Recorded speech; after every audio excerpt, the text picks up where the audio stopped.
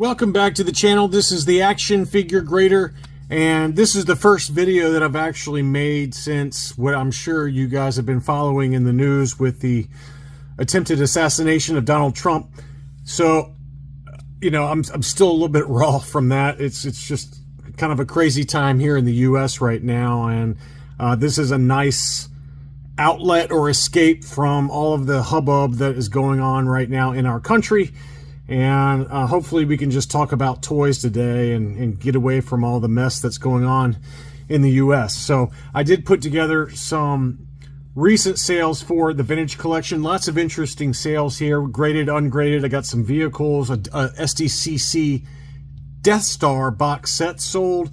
And to start off things, I've got three different Clone Commander Codys that sold. The foil, a punched example, and then an unpunched example. So three different Codys that sold here. And by the way, the Cantina playset that obviously funded with HasLab, Dr. Evazan is really jumped. It is incredible how expensive it's gotten just in the last week since the Cantina HasLab project finished up. Unbelievable how much that one has gone up, and we'll talk about that a little bit later on. As always, thanks to my Patreon supporters. They get my videos 24 hours early access.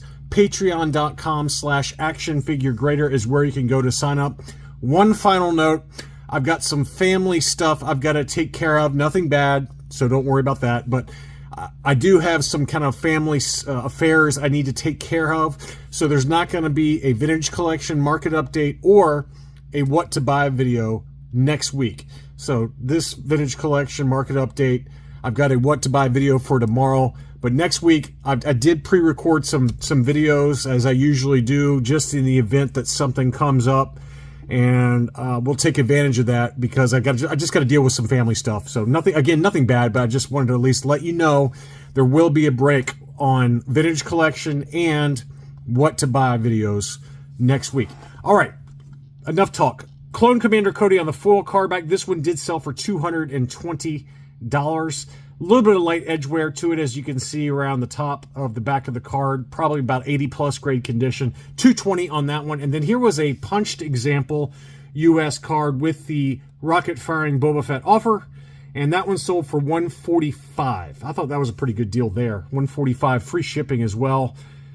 A lot of, card wave. And as a side note for you Patreon supporters, I do have a giveaway going for my Patreon supporters this month for a case shells sliding acrylic case that helps with this kind of card curl. So if you are a Patreon supporter and you don't check my Patreon page regularly, make sure to go on there and comment on the Patreon exclusive giveaway post. I'll include some other good stuff as part of this month's giveaway. But I wanted to let you guys know that in case you guys don't go to the Patreon page that often. And if you are looking for some sliding acrylic cases to help solve this issue with the card curl, caseshells@yahoo.com. Tom Hogan's got some really nice sliding acrylic cases available for sale. You can email him directly.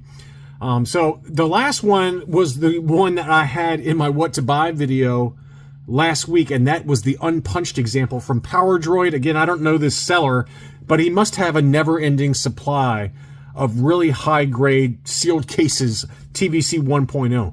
And this is the second one that he sold. This was a beautiful unpunched Clone Commander Cody that did sell for $600, and it looked like a really, really nice example. And again, that's the second one. I think he sold another one for $650, $650-ish, or $650 best offer. But this one he did sell for $600. That one did sell after my what to buy video.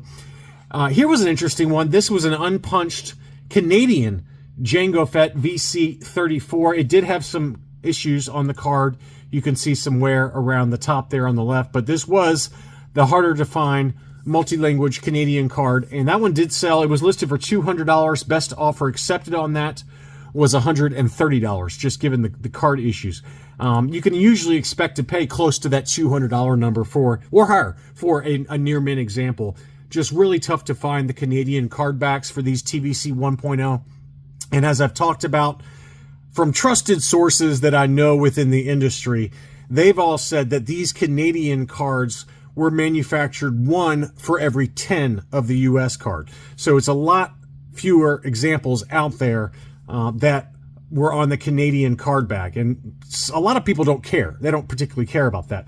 But if you collect card back variations like Only One Kenobi, or, you know, I'm sure many of you out there that watch these videos, these Canadian cards are very tough to find. So just keep that in mind as you're looking. And it was advertised as Canadian in the eBay listing description, but just that a lot of Canadian sellers on eBay, they don't even mention it in the listing just because that's what they're used to, right? They're used to having Canadian card backs. They don't think anything of it. But for us US or international buyers, just keep an eye on sellers that are based in Canada. You can switch your eBay search settings to only search for Canada, and that'll pop up a lot of really nice TVC Canadian card backs that are very reasonably priced. And sometimes they go for even less than what the US cards go for.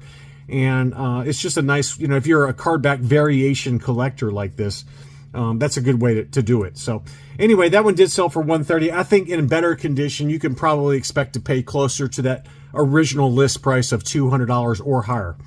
Next up, talk about one that's gone down a lot, man. The Luke Skywalker Dagobah landing has really dropped a lot. Now, this one wasn't perfect, okay? It did have some very light edgeware to the card. Not a lot, but a little bit. But it was listed for $110. This was the clear saber variation for VC44, and it was listed for $110. The best offer accepted was $75. Great deal. Now, again, it was not perfect, right? You can see some edgeware on the bottom of the card back. So that probably did hold the price back, but very consistently, VC44 has really dropped over the last 6 months or so. So if you're still looking for one, or if you're looking for one of the lightsaber variations, this one is the lightsaber, which I find to be harder to find, or the dark blue saber. So if you're looking for either one of those, or the Canadian example, which I don't think I've ever seen the Canadian example. I'm sure it's out there, but I've never seen one.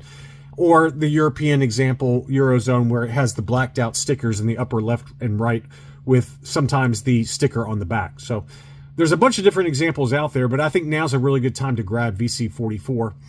All right, as I alluded to, Dr. Evazan has really, really shot up in price, I assume because people are trying to fill out their Cantina, but why not just buy a loose one or one on a tatty card? Because this one has really jumped. I mean, this was like a $50 item at most, even a couple of weeks ago. And I found like 5 or 6 sales, all of them between $100 and $150. So this one has doubled, if not tripled in price over the last 2 to 3 weeks. And again, it has to be because of the HasLab, but just really shocking how much that one has jumped. I think it'll come back down as people settle down and realize that he's not a very hard figure to find. This is like a $50 or $60 figure at most. But this one has really jumped in price. And this is not a one-off, okay? This $110 sale. I found multiple sales over $100 and some as high as $150. And so I showed this one at $110.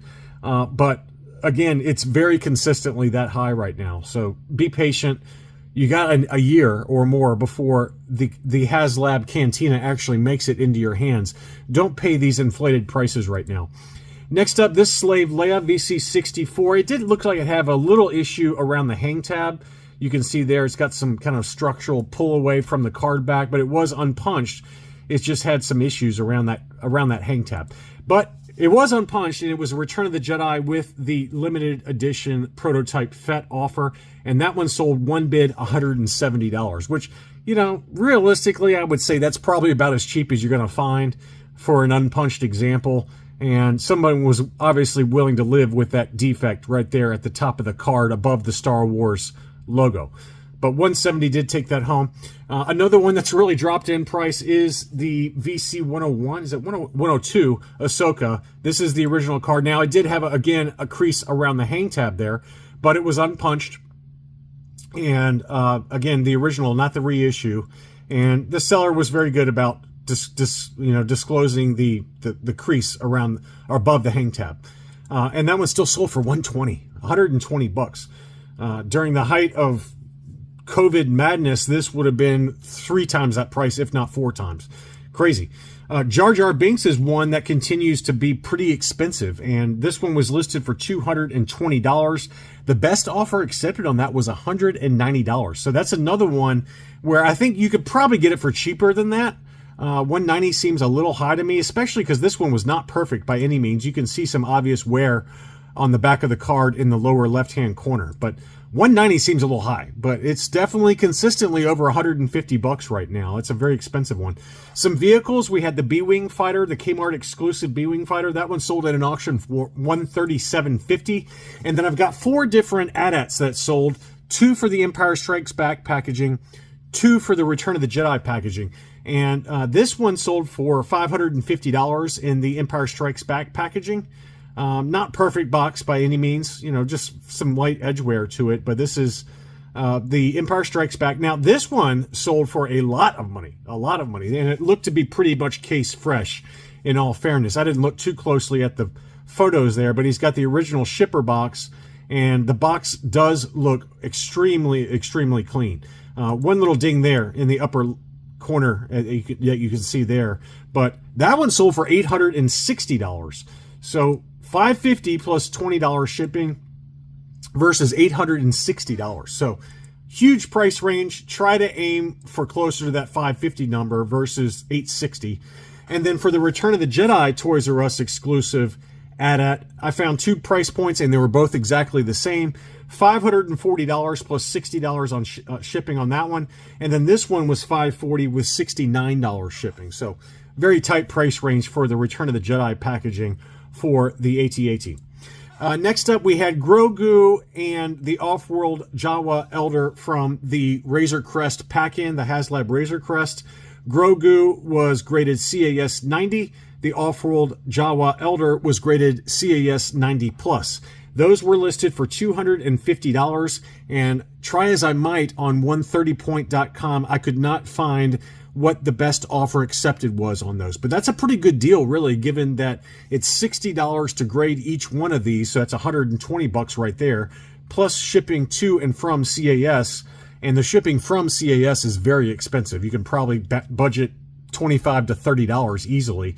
So you're talking probably realistically $175 just in grading costs plus shipping to and from CAS. And it was $250 best offer accepted. So somebody got a pretty good deal there, given that these are the HasLab Razor Crest pack-in exclusives, CAS 90 and 90+. Yeah, so there you go there. There's the Razor Crest Grogu 90 grade, and then the Off-World Jawa Elder was 90+. Very good deal on those two.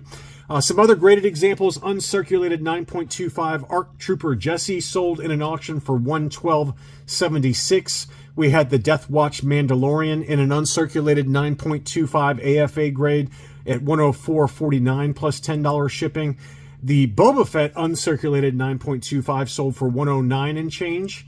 And then we also had the vintage comic art version of Boba Fett, VC 277. That one was graded AFA 8.5 and sold for $140 plus $12.50 shipping. Not a bad deal there on that one. And here was another one that was an AFA 9.5 grade. So very, very high grade on this vintage comic art edition. That one, again, was listed for $250. The best offer accepted was $150. So a little bit more reasonable price point. But look at that. You got $150 for an AFA 9.5, and then you've got this one sold after shipping $150. That was an 8.5. So, you know, this one was probably a little bit of an overpay relative to the 9.5 that sold for a really good deal, just given that it's a Target exclusive and it's a 9.5 grade. Really good deal on that one at $150. Best offer accepted. Finally, we did have yet another SDCC Death Star Revenge of the Jedi box set, and it was complete. This seller, unlike the last one we covered that was kind of a little bit shady in terms of the description, this one included all the photos to show you that it was 100% complete with the mouse droid as well as a Salacious Crumb. The starting bid was $1,900, and there was one bid on this one, so $1,900 plus another $56 shipping, so close to $2,000, over $2,000 after you factor in eBay sales tax. So that's a more realistic expectation, I think, relative to the $1,400 number that we saw a couple of videos ago for a very blandly described SDCC box set that would not show the contents in the eBay listing photos. Anyway, I hope you enjoyed this look at recent sales for the vintage collection. Thank you as always for watching, and I'll be back soon.